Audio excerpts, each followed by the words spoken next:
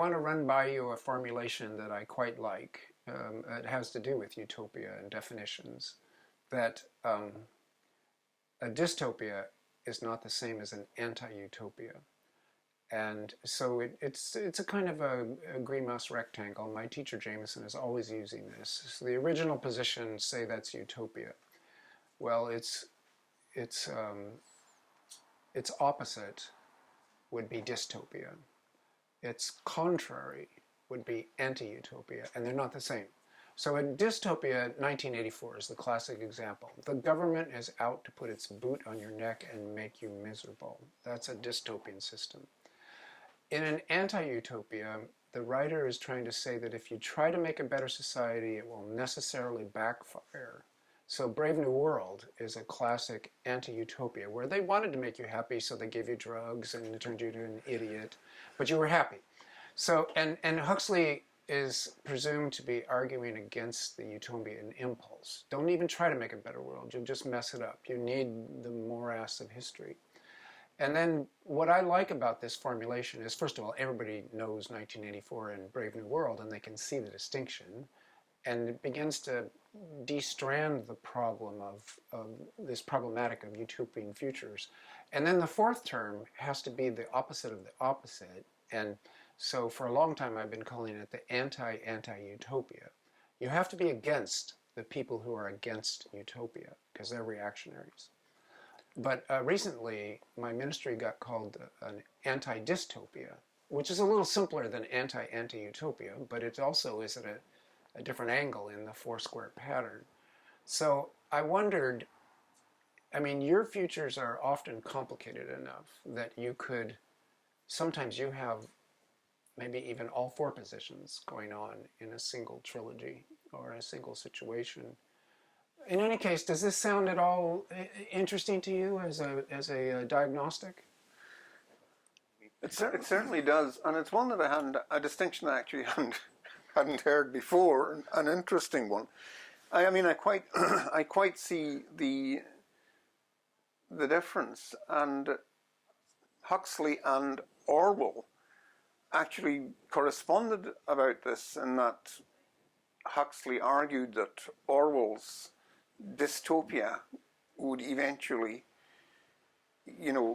turn into something more like Brave New World than the hell that O'Brien outlined for poor Winston Smith. Just because it was a more efficient way. People are more efficiently conditioned by pleasure than by pain. And I have tried in imagining future societies to imagine ones that were perhaps, certainly my first few books, it was looking at different ones that had literally gone off in different directions, whether it was in time or in space. And gave them an examination which in retrospect probably wasn't quite as rigorous as it should have been, but it was the best I could do at the time. And a more recent thing, which was a kind of maybe in the ballpark that you're talking about, is my novel Descent, in which the characters realize, the narrator realizes that the revolution has already happened. It's happened while he wasn't looking, behind everyone's back. And it ties in, I think, with the revolution being the complete transformation of the world's financial systems, having been done as a desperate last-minute measure by whoever the masters of world capital are, if there are such people at all, which I rather doubt.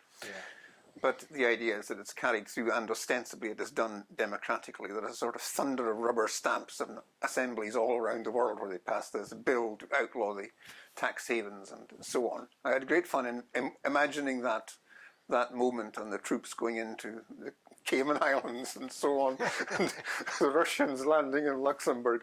But that idea kind of ties in with something you mentioned earlier of the, yes, eco-fascism, Oh, yeah. the kind of positive side, or the positive take on eco-fascism, which has begun to get, I think, a little bit of purchase in some left-wing discussion, is the idea of climate socialism, by analogy with wartime socialism.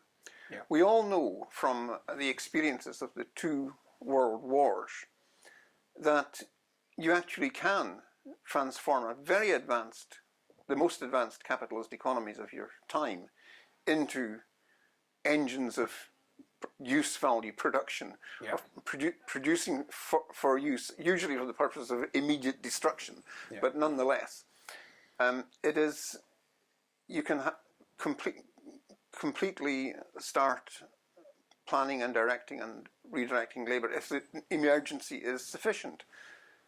And it was honestly thought, I think, by a lot of people, I think possibly including our old friend Wells, that they wouldn't be able to do that, that the old-fashioned, that the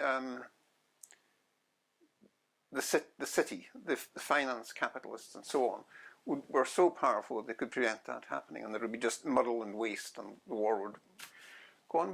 But no, they can do that. And I wonder if that kind of, what is also referred to in the context of these kinds of discussions as passive revolution, the idea that when the needed social transformation doesn't come from below, it eventually gets done as a kind of rearguard action, essentially, by the ruling elite, who decide to change everything so that nothing changes, or to make whatever change is necessary so that they at least get through with their skins intact. Yes. And can we envisage, in fact, first of all, can we envisage something like this happening as a way of dealing with the climate crisis? Because if we're talking about emergency, this is code red emergency. And the need for, urgent large-scale action is very evident. So the question is, can we envisage this for the climate crisis? And the second question I'd like to ask is this basically what happens in your new book, in the Ministry of the Future? It is.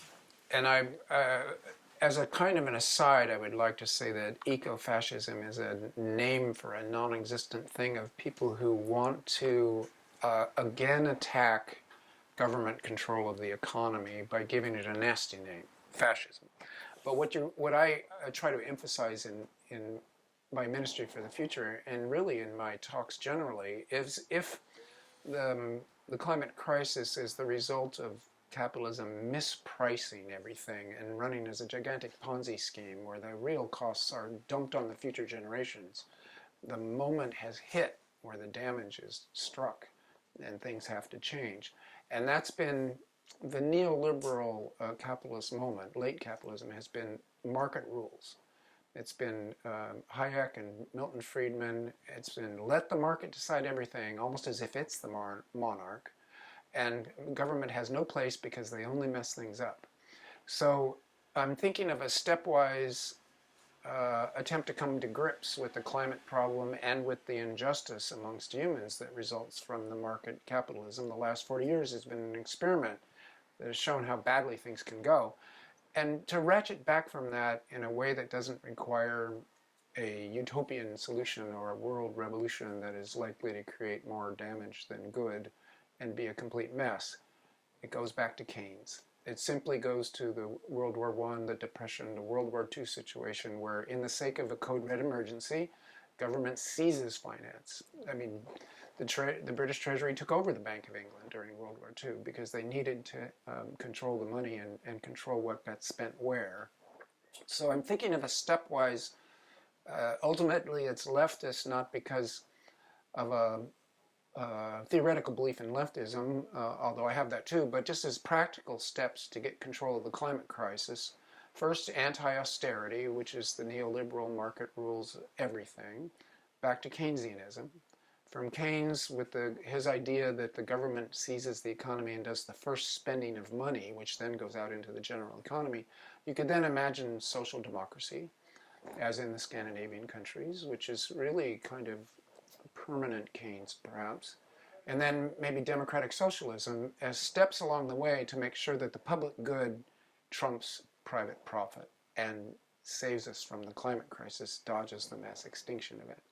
So the mechanism in my ministry turns out to be the central banks and fiat money, and as a state solution.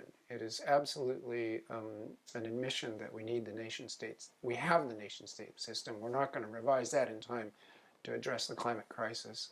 So we have international treaties, but also fiat money. The central banks in their quantitative easing of 2008, of the pandemic year, something like maybe $10 trillion introduced newly into the economy without creating distrust of money. No inflation, no deflation to speak of.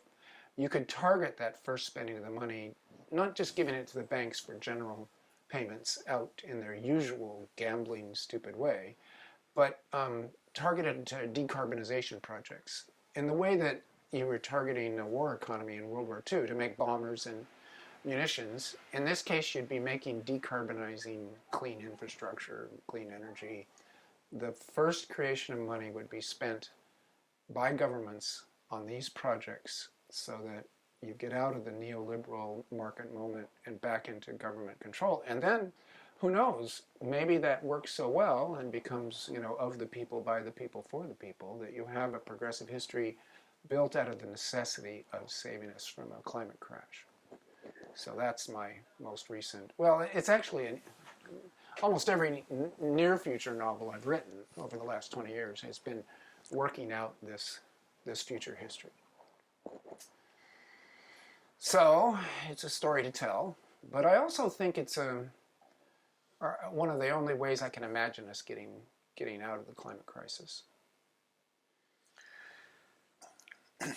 It's an encouragingly moderate way, if you don't mind me saying so. Yes.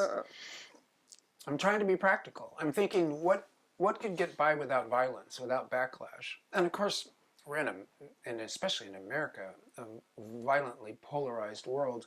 I wonder, however, if underneath that ferment on the top, there's a little bit more of a tide of history that's moving along that would like to have the world not crash, that would like to not have a mass extinction event, that's the general intellect, that's who you could count on to in a kind of stepwise fashion. And it is moderate. It's very modest in terms of methods. Like, let's use the already existing system.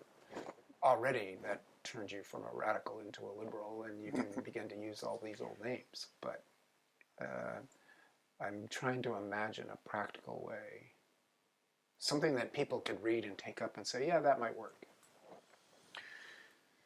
Yeah, there is well, in some circles, famous work of economics that certainly influenced me a good deal back in the day, called The Economics of Feasible Socialism by Alec Nove. And he would probably regard your proposals as ultra-left, but anyway, I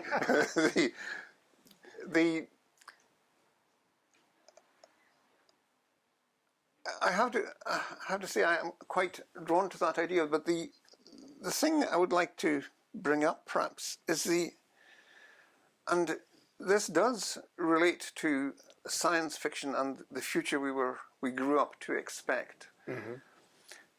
and that is the amount of emotional resistance that possibly we all have. You might call it the old Adam or whatever, but I think I can feel it in myself, in my own bones, to a kind of weariness about climate, the whole climate issue. And ironically, it's not because I have the slightest doubt about the science, because it's just science. You can't really argue with that other than in the details. And we learned about global warming as a possibility in chemistry class in the 1960s. You know, everybody knew it was happening. Yeah. Everybody knew it was coming. Yeah. So in that sense, it's inarguable. But the way that climate policy impacts on the everyday person in the street is a sort of ceaseless rain of niggles and nagging and private and actual or expected privations. Yes. You won't be able to drive a car. Limits. You won't be able to heat your home. Yeah. You'll be cold. Yeah. Or you'll be sweating in heat waves because you won't be able to allow an air conditioner. You won't be able to go on foreign holidays. While all these people, like, you know, people who go to things like COP26 can jet around the world and wag their finger at you and tell you what you can't do. Yep. And I think part of this comes from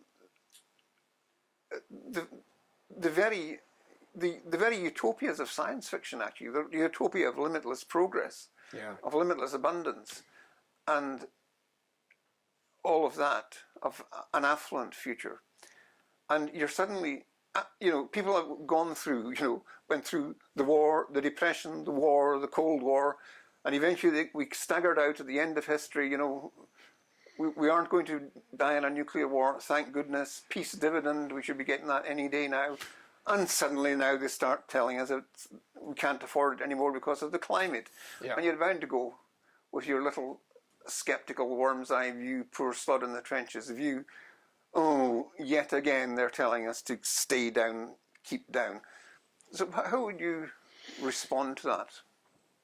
I have had to think about this a lot because I'm often speaking to undergraduates and student groups. I'm speaking to young people. In fact, at this point, I'm speaking to people 50 years younger than me.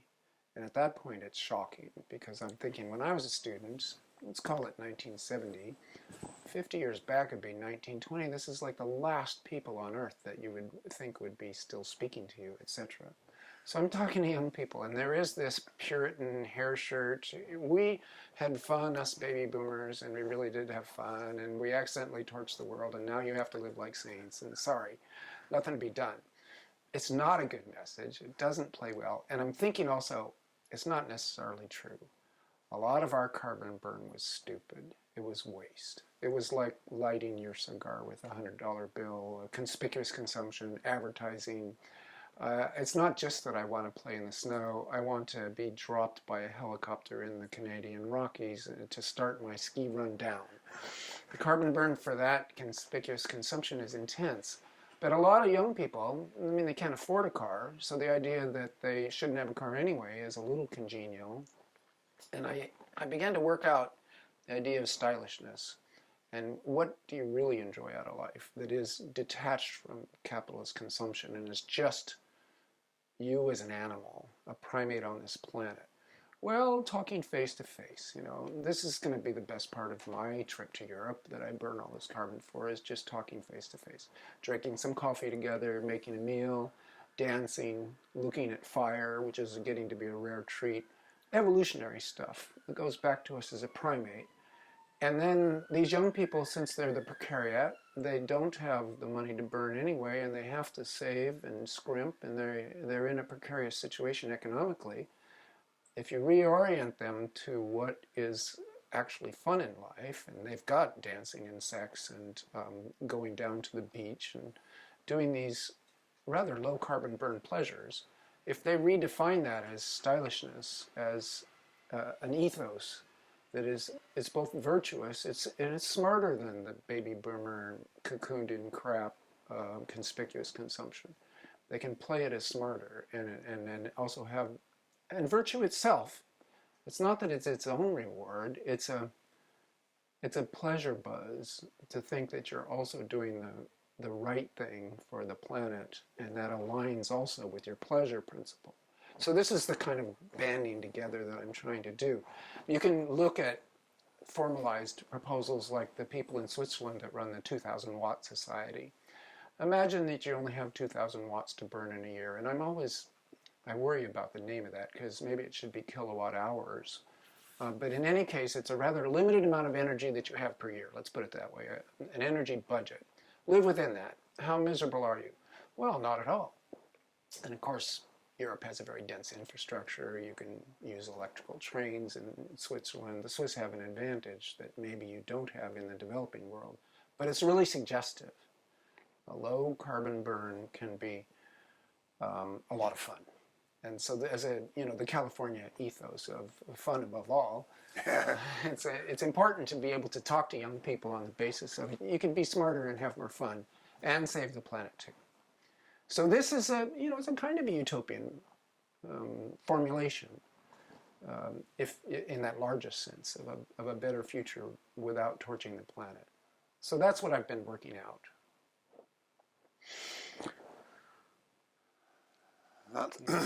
Well, that sounds good. It sounds wonderfully resonant with several of our old philosophical traditions, the wisdom of the West, like Epicureanism, which is it's all there in Lucretius. Really, he says absolutely. Getting a fast chariot isn't the way to happiness, man. You'd be racing up to the mountains and back down to the sea, and all the time you're wishing you were somewhere else. Yes. Chill. Yeah. No, there is that constant sense, and of course, so many traditions in California facing more Asia than Europe. The Zen tradition, the various Buddhist traditions, the kind of Asian contemplative, an attempt to get in sync with the natural world. It all seems extremely apropos to the climate crisis. Because if we got 8 billion people and assume that is near the top of what we're going to hit, and we move down from there, what I've been finding is people are desperate for any possible conception of a good way forward. Young people for their lives, and then older people for their children's lives. If you can concoct a story that doesn't end in general disaster, people have a hunger for that. I'm definitely feeling that hunger in people for that story to be told. So I now sort of insist on utopia as a name for that course of history. So I won't be defensive about it or make excuses for it anymore. And I think it is in the tradition of Wells. I think he was constantly. We have this term utopia that we use to mean everything's perfect and it's never going to happen. So this is a definition that when you use that definition, that's an anti-utopian definition. Yes. So you have to be anti-utopian. You have to fight that definition with a more positive definition.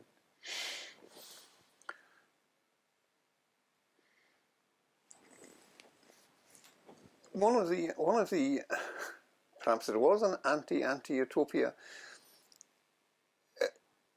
One of the classics of in a way an affluent and abundant, but nevertheless low impact envisioning of the future is News from Nowhere by William Morris. Yep. And he does have he has a chapter on how the change came, which is basically your classical Marxist proletarian revolution actually happening in Britain, in Trafalgar Square in the year 1950. But he has the idea that you would have a period of, as it were, frantic mass production and industrialization to get everybody fed and housed and so on properly, and gigantic greenhouse farms covering the countryside. And then eventually people think, we can take it easy, we can have an epoch of rest.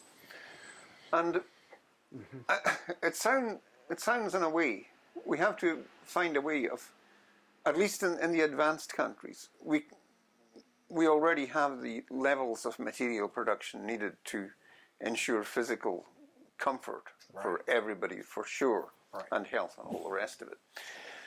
For the developing countries, it's not quite so easy. And it may be that, would you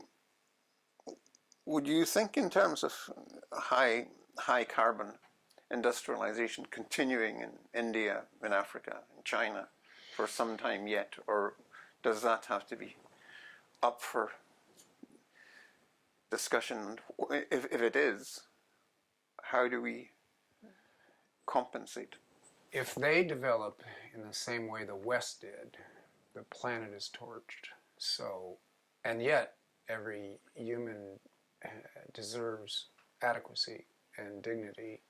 So the necessity becomes that the developed countries in the West pay for clean energy, clean infrastructure in the developing world. It's a historical reparations. It's called climate equity. It's written into the Paris Agreement. So there's a Schedule A country, Schedule B, and the rich countries are tasked with and have promised to spend more. You have to leapfrog the carbon burn phase. And so that's not really happening in India and China. They've got coal plants, they're burning it, they need that electricity. 2 billion people living in poverty. But the Sustainable Development Goals of the UN, which is a very questionable project in many ways, it did prove one thing. On the margin, on the gift economy as charity on the edge of the capitalist project, millions of people were taken out of poverty to a kind of minimal adequacy. The UN project, a 15-year project, was a success. And I would say very qualified, very tight definitions of success. But what's interesting about it is we did that on the side, not even, if that were the real goal, then the quick rising out of poverty of the 2 billion immiserated people that are coexisting with us on this planet could be done technologically, financially. It's not being done because it's not the capitalist project, but it could be done. And now it has to be done in a clean carbon way. Instantly go to solar, wind. Africa's a really interesting question where they're skipping the hard infrastructure of wiring and sewers and going to temporary water filtration systems and seeing if you can get to adequacy and decency and health without the incredible infrastructure that like underlays this street in this city of Edinburgh. That's where technology gets interesting, where people are always talking about the technological fix. Can we get out of this technologically? Well, I don't think so. I think it's social. I think it's government policies and politics. But where technology can be tremendously helpful, I think, is that we can jump to clean tech and pay to install that right now. And maybe we won't torch the planet getting everybody to adequacy. It's the scariest part of the whole project, I think. Can we do it without? Will the rich countries really pay for poor countries? I mean, nobody ever pays for other people.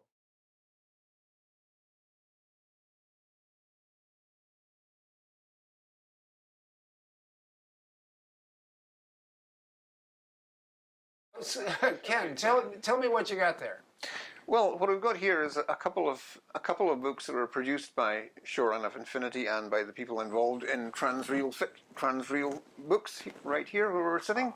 Cool. And one is a book originally envisaged by Madeline Shepherd, around a series of photographs that she took, because she noticed that several old industrial installations in Scotland looked suspiciously like remnants of a Scottish space program that had been lost and covered up.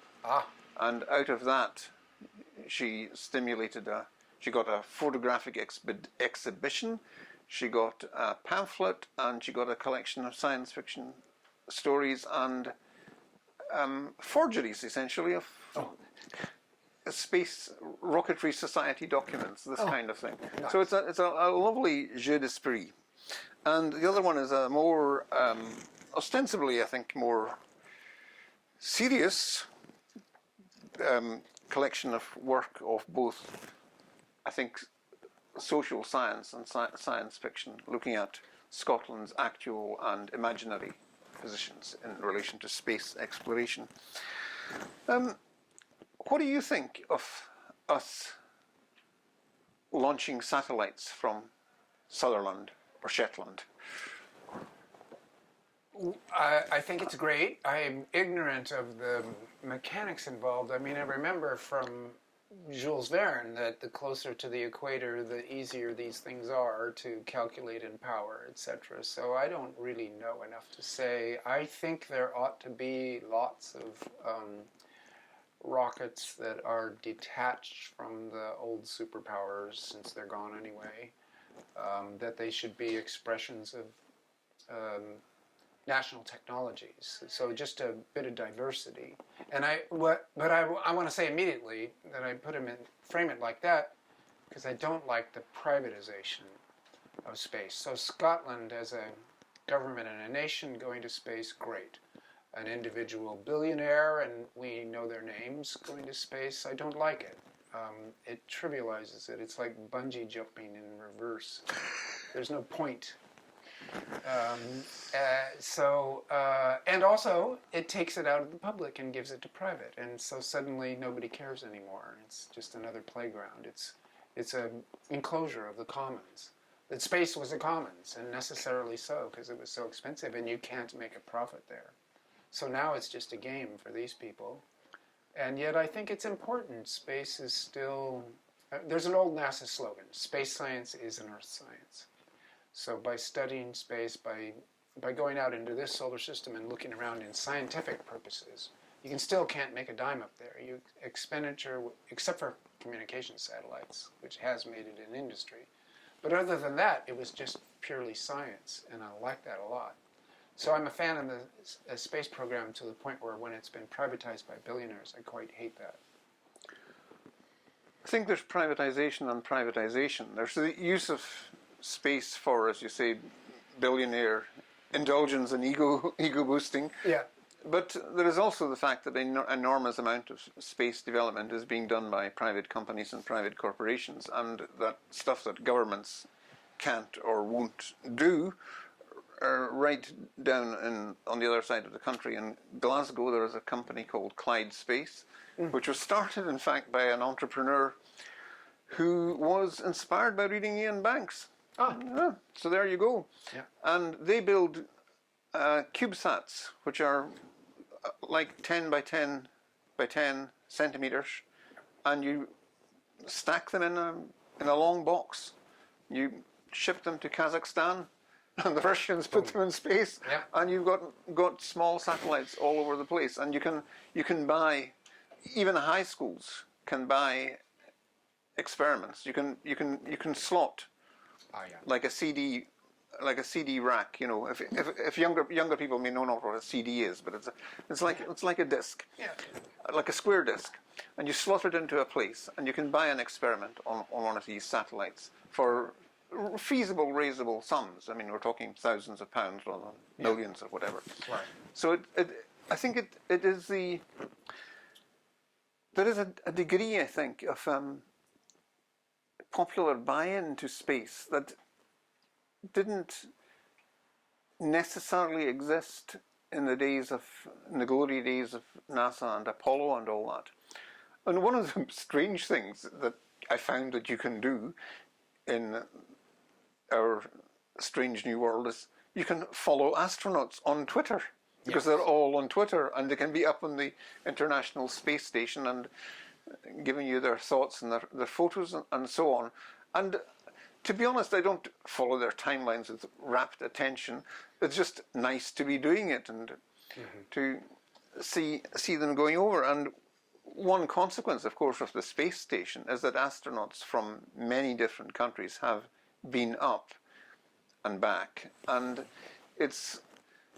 I think I've actually, just in the ordinary course of my life, as it were, at least said hello to 3 people who had been on the space station. And Commander Hadfield on one of his book signing tours, but also other actual astronauts. And so they're from different countries, and so there is I think it's very important to sustain a sense of public ownership in the emotional sense of space. The old idea, well, the I guess 1980s idea that the way that privatization would work in space is that basically, you can draw a graph of how expensive it's going to be to go to space, and a handful of people will pay you $1 billion to take them up into space, and it goes out from that. So, thousands upon thousands of people would pay, probably millions would pay $1,000 to go into space, obviously. Yeah. And I don't think we can do that unless we build a space elevator.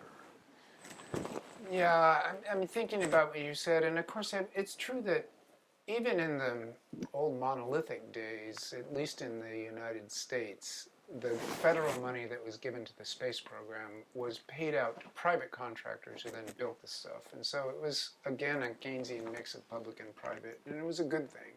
People were making a living without making a profit, because one thing that is still outstandingly true is you can't really make a profit in space. It's too expensive to get up there, and there's nothing up there that we need that we don't already have here.